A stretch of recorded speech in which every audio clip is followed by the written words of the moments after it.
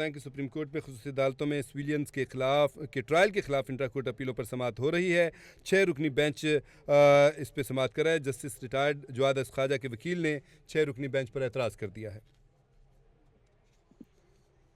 और अहम खबर आपको दें, एफआईए की जानिब से सहाफ़ियों को जारी नोटिस से मुतालिक केस की समाअत 27 मार्च तक के लिए मुलतवी कर दी गई है। हम खबर आपको दे रहे हैं, सुप्रीम कोर्ट ने एफआईए की जानिब से सहाफ़ियों को जारी नोटिस से मुतालिक केस की समाअत 27 मार्च तक मुलतवी कर दी है। सुप्रीम कोर्ट के चीफ जस्टिस काजी फायज ईसा की सरबराही में 3 रुकनी बेंच ने इस केस की समाअत की। इस हवाले से मज़ीद अपडेट्स लेते हैं। इस्लामाबाद से नुमाइंदा कैपिटल टीवी निसार आबिद हमारे साथ लाइन पर ही मौजूद हैं। जी निसार आबिद, इस केस से भी अपडेट कीजिएगा, क्या कार्रवाई रही अदालत की? जी बिल्कुल, एफआईए की जानिब से सहाफियों को जारी नोटिस से मुतालिक केस की समाअत जो है वो शुरू हो गई है। चीफ जस्टिस पाकिस्तान काजी फायज ईसा की सरबराही में 3 रुकनी बेंच जो है वो केस की समाअत कर रहा है। इसी तरह चीफ जस्टिस पाकिस्तान का कहना है अगर इस दरख्वास्त पर पहले फैसला हो जाता तो आपको ये दिन देखना नहीं पड़ना था। चीफ जस्टिस पाकिस्तान का कह रहा है कि ये केस की जो है वो कमजोरी क्या थी। चीफ जस्टिस का कहना है जिन्हें तशद्दुद का निशाना बनाया गया उन्होंने ही अपनी दरख्वास्त वापस ली। चीफ जस्टिस पाकिस्तान का कहना है आप सहाफियों की नुमाइंदगी करते हैं, समझ नहीं सके कि पीछे हट क्यों गए हैं। चीफ जस्टिस का कहना है मीडिया तो आजाद है, हमने इसे बदनाम किया हुआ है।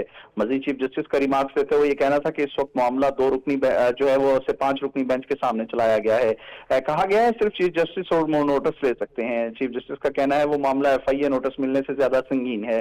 बैरिस्टर सलाहुद्दीन का कहना है दोनों मामलात को अपनी अपनी संगीन नोयत है। चीफ जस्टिस का कहना है दोनों को एक जैसा संगीन नहीं कह सकते। चीफ जस्टिस का मजीद कहना है कि एफआईए नोटिस मुकम्मल गैर कानूनी भी हो, चैलेंज हो सकता है। चीफ जस्टिस का कहना है इल्जाम तो लगाया जाता है मगर अदालत पेश होकर मौकफ नहीं दिया जाता। बैरिस्टर सलाहुद्दीन का कहना था कि press association of supreme court के वकील जो है वो अदालत में पेश हुए। उनका ये कहना, चीफ जस्टिस का कहना है कि इस केस की तारीख पहले देख लेते हैं। चीफ जस्टिस का कहना है 2 रुकनी बेंच ने 2021 में नोटिस लिया था। चीफ जस्टिस का कहना था इस वक्त ये मामला हल हो जाता तो आज आपको ये दिन न देखना पड़ता। इसी तरह जो है चीफ जस्टिस का कहना था इस वक्त सहाफियों को हरासा किया गया, तशद्दुद का निशाना बनाया गया। चीफ जस्टिस का कहना था वो मामला एफआईए नोटिस मिलने से ज्यादा संगीन हो सकता है। आप मीडिया रेगुलेशन की बात करते हैं, चीफ जस्टिस का एडवोकेट वहीद हैदर से मुकालमा करते हुए कहना था, चीफ जस्टिस का कहना था कि हम अदालत को इस्तेमाल नहीं होने देंगे। चीफ जस्टिस का मजीद कहना था कि क्या आपके फ्रीडम ऑफ प्रेस का केस या कोई और एजेंडा है। इसी तरह चीफ जस्टिस का कहना था कि इस अदालत को केस ही के इस्तेमाल होने की इजाजत नहीं देंगे। चीफ जस्टिस का कहना था कि इमरान शफकत के खिलाफ एफआईआर किस हुकूमत के दौर में हुई। अटॉर्नी जनरल का कहना था कि इस वक्त बानी पीटीआई की हुकूमत थी। अटॉर्नी जनरल का कहना था कि इमरान शफकत ने रियासती इदारों और अहदेदारों के बारे में विलॉग किए।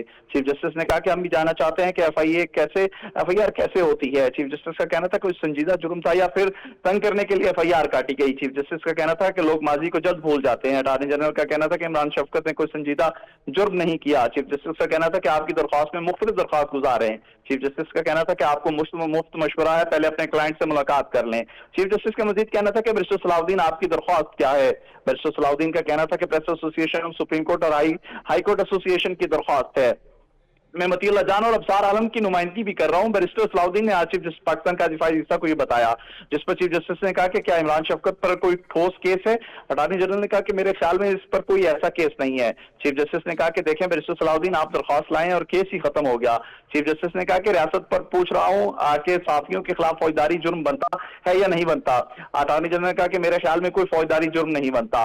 इसी तरह जो एफआईए ने सहाफी इमरान शफकत और आमिर बीर के खिलाफ मुकदमात वापस लेने की यकीन दहानी करवा दी है। चीफ जस्टिस पाकिस्तान ने कहा कि इमरान शफकत और दीगर सहाफियों के खिलाफ एफआईआर कब दर्ज हुई। अटॉर्नी जनरल ने कहा कि 2021 में सहाफियों के खिलाफ मुकदमा दर्ज हुए। चीफ जस्टिस का इस्तेफसार करते हुए कहना था कि इस वक्त किसकी हुकूमत थी, जिस पर बताया गया कि उस वक्त जो है वो बानी पीटीआई की हुकूमत थी। इसी तरह बैरिस्टर सलाहुद्दीन ने अपने दलाइल का जब आगाज किया तो उस वक्त जो है बैरिस्टर सलाहुद्दीन ने कहा कि एफआईए इंक्वायरी दर्ज करने के बाद गिरफ्तारी का इख्तियार रखती है। बैरिस्टर सलाहुद्दीन ने कहा कि इस इख्तियार को मीडिया और सहाफियों की आवाज दबाने के लिए इस्तेमाल किया जाता है। चीफ जस्टिस ने कहा कि हम किसी एफआईआर को दर्ज होने से कैसे रोक सकते हैं। चीफ जस्टिस ने कहा कि एफआईए गलत हो सकती है मगर इसे केस टू केस ही देखा जाए।